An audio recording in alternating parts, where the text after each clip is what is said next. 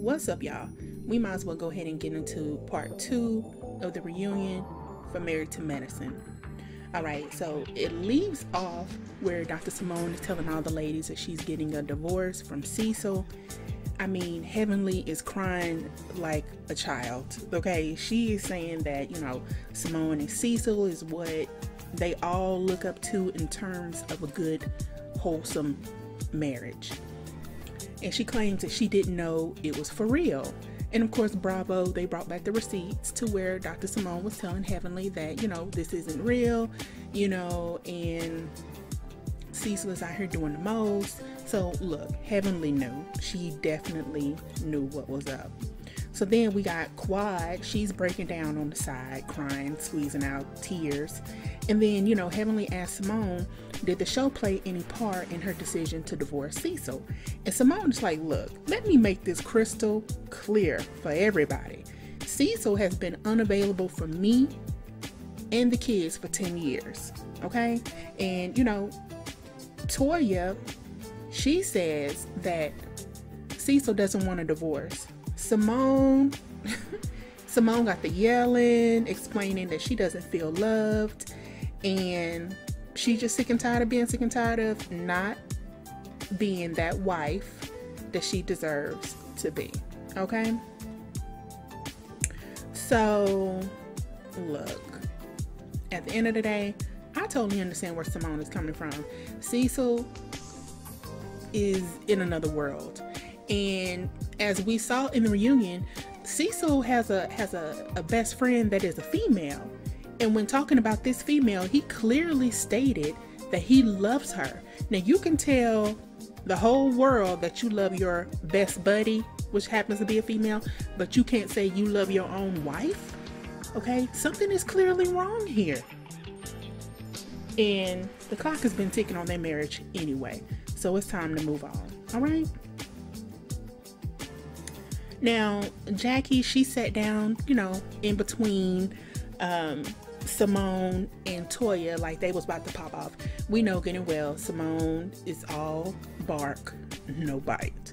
All right? So then Andy, his old messy queen ass, he asked Quad about, her reaction, upon hearing that they're getting divorced, Simone and Cecil.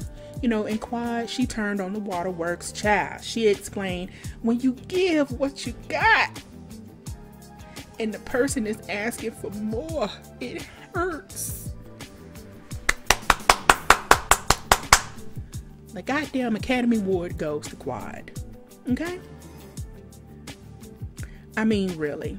Quad, I am so tired of you and Dr. Greg. All right, somebody need to make a move and make a move now.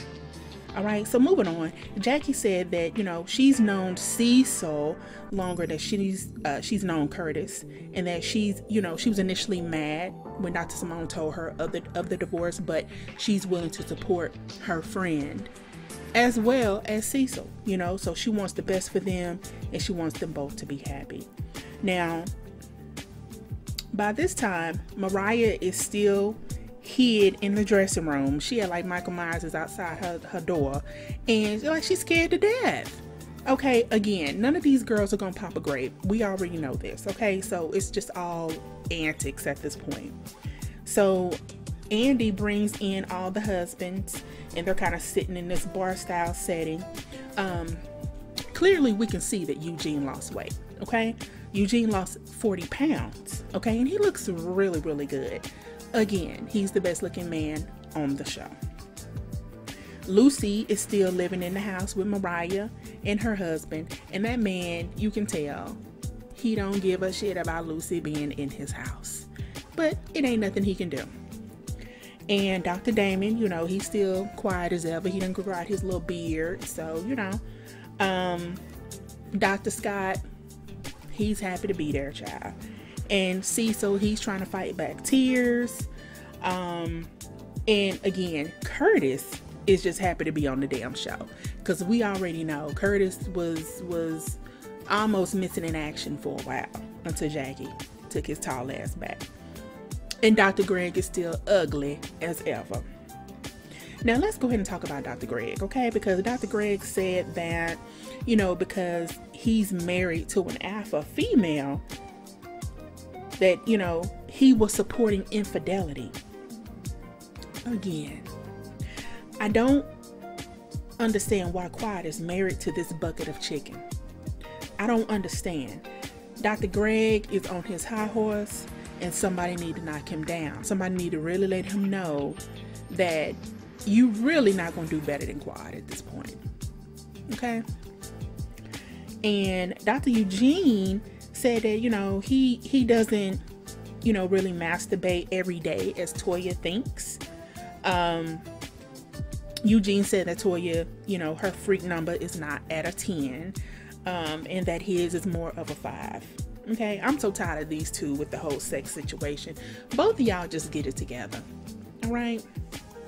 Eugene done lost some weight, so he can probably get it in for maybe an hour now. And then Eugene said that, ejaculating and having sex decreases the chance of prostate cancer. So I know a lot of men are gonna love knowing that. All right. Now, Dr. Damon said that if Heavenly ever cheated on him, that he was just done with her. Okay. But he says that he loved Heavenly, with everything in him. But then again, he kind of said, well, I don't think I can live without her. And then Eugene was like, well, I don't know what we don't know what we would do in that situation until it happens. And that's really the truth. You really don't know what you would do. So, all right. So during this time, all the ladies, they're in one room and they're listening, to their husbands and all of that. So some of them agreed, some of them didn't. The husbands, they end up joining the ladies together. So they're sitting behind the ladies. And, Heavenly still feels that what she did to Mariah, to the poster, was funny. She thought it was all games. Mariah is pissed and pressed. All right, Mariah said that, we're not going to let Heavenly take this show to the gutter. Andy jumps in and tells Heavenly, don't keep saying whatever, because it's not whatever. I'm like, what? Andy, what the... Andy is just such a little bitch to me. I can't stand his punk ass. He straight up told Heavenly off and told her really not to say nothing else. And guess what? She didn't. She don't want to lose that check. All right? I mean, look, Andy's old powder donut sniffing ass, we see whose side he's on. And Andy, he's really the Clive Davis of Bravo. He's an old dirty bitch that can't be trusted. And he loves to pit the black women against each other. He loves drama. You know what I mean? So, moving on, Curtis says that, he takes responsibility for cheating on Jackie, and that he wasn't really trying to, buy her back with all the lavish gifts. All during the season, we saw Curtis, sending in the Louis Vuittons, flowers to the office for Jackie. And, Jackie said that, he really doesn't shop, and that was, really impactful to her, because she said he put forth effort. Girl, look, if all a man got to do is shop and buy for you and he can get back in your bedroom, he'll cheat again. Once a cheater, pretty much always a cheater, in my opinion. Okay? It was easy getting back with Jackie. That's the bottom line of all of this. Now, Jackie said that, she's still nervous when it comes to Curtis, and she's working on trusting him, but it's not all 100%. Yeah, you better not trust his tall, lanky ass, okay? Because, look, if all he got to do is send you a few orchids to get back in your life, keep on charting. Keep on charting and see what happened to you down the line, okay? All right. She also said that Curtis is back upstairs. Okay, he's no longer sleeping in the basement. He's back upstairs, and he has landed to second base. So Jackie she done opened up shop. Okay, she's dropping it low and spreading it wide. Shout outs to Miss Evelyn Braxton. All right, now moving on, we have got to go ahead and talk about Quad and Greg. I'm so sick of these two. I'm sick of these people. Lord have mercy. All right, so Andy asked Quad, what's going on since filming stopped. Quad is like, look, since filming stopped, everything has pretty much remained the same. Nothing has changed. And we didn't think so. Did anybody out there listening to me? Did you think it was going to change? No. All right. Now, Quad said that she wants to be loved and honored. She want to have unity and respect from her husband. And she doesn't, Greg doesn't see the contributions that she provides to him. And then Greg said that Quad is used to having dudes giving her money, And Quad is like, he thinks everything is about finances. Everything is monetary with him. You know what I mean? And you know why he thinks that, Quad? Because he's an ugly little whore, and he's always had to buy women because he's not so good looking. His voice is irksome as fuck. Okay? So he's always had to buy his way when it comes to a woman. Okay? And anybody who messes with him after this, they're only messing with him because he's on a TV show and they know that he's a doctor. That's it. You know what I'm saying? So, Greg goes into the whole thing, of, I dropped 10 stacks on a diamond encrusted Hugo bracelet. I dropped 50 stacks on a Range Rover for Quad. Let's go. Everybody looking at this dude like he's a joke, and he is. But let me just say, first off, Dr. G, by you using hip-hop millennial language, the whole stacks, and look, you a 40-some-year-old man. I need for you to act like one, all right? And it doesn't score any more points, all right? Now, he thinks Quad is with him for the money. And, honestly, she might have been in the beginning. So it might have started out that way. But I truly think, Quad cries on every damn episode over this man, okay? Over his old animated looking ass. So unless she's scamming and acting her ass off, she is really grown to love this man. I mean, at this point, I don't think Quad needs his money whatsoever. We saw Quad drop over $150,000 for a Mercedes G-Wagon during the season. Okay. And again, she's getting paid from Bravo, a nice little hefty amount.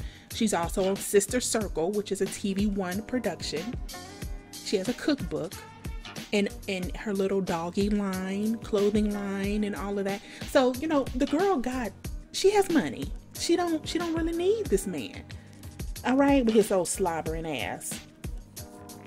So, Dr. Greg says that he wants Sunday dinners and he wants to, go out and kick it, with the guys and the rest of the ladies like they used to do back in the day. And Quad said that, she works sun up and sundown, for his, little business to get it up and running the way it should be. And then of course Greg interjected and said, well, I did a lot of that work.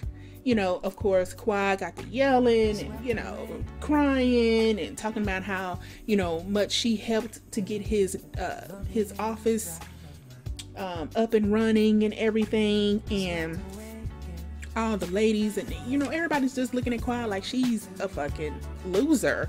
Okay? And judging from Greg's reaction, he really doesn't, appreciate Quad. I mean, that's clear. All right. And Andy asked Quad about blocking Greg on the phone because Greg's old punk ass, he brought the back. Well, you blocked me on the phone. And so, Quad is like, okay, well, this is why I block you. All right. Because you hang up in my face constantly. And guess what? I know that he does because Dr. Greg is a little bitch like that. So he's definitely hanging up on Quad. And so he wants to pick a fight. And she said that she blocks him to keep down confusion.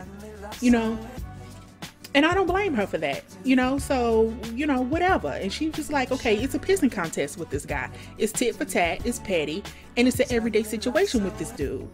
All right. And then Mariah kept trying to interject, and I just don't understand. I'm like, girl, you don't have infidelity in your marriage. How about you stay up out of Quad's life? Nobody's asking you for your perception of anything. You know what I mean? And, you know, Mariah said that, well, on the outside looking in, you know, it looks like it's all about you. It's all about you, Quad. You know, and really people think that Quad doesn't like her husband. And it does appear that way. Now, I'm not team Quad at all, you know, but I just see things that other people don't see when I'm watching this show. All right. Now, Quad said that, you know, she loves her husband, but she doesn't like his behavior.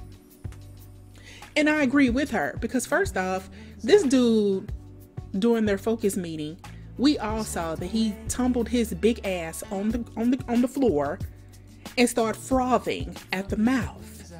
Now, what grown man, you know, what real, genuine man does that? I'll wait. Who does that? All right. So Quad might as be married. She might as well be married to a damn trash can at this point. All right. Now, before this little episode ended, Quad was like, look, a lot of you guys are not privy to everything in my marriage because I don't tell you everything, you know. And then Dr. G, you know, he kind of, you know, slid in and was like, well, let me go ahead and let's talk about it. You know, me and my friend, we was out one night and we met a couple of girls, and I went back to the hotel room and I did something that I shouldn't have done. Look, honey, you could have bought everybody in that room for a dime. Everybody looked like they was deers in headlights at that point, because y'all was just against Quad, you know, looking down on her and her ideas about her marriage and the reason that she does what she does. And now you hear that this old nasty built bitch has virtually cheated on Quad. Okay. And at the end of the day, honey, you never know what a dog eat until he shits. And Dr. G is a pure example of that. All right. His old Idaho potato built slobbering bitch you call Dr. Greg, he isn't worthy. He gets no sympathy from me. No empathy whatsoever. He is a snake. Okay. And he's been slithering around Quad for years. All right, y'all. So that's all I got. I want you to comment, subscribe. Let me know what you think about this reunion. And we're going to get into part 3 next week. All right. I'm out. I want to show you.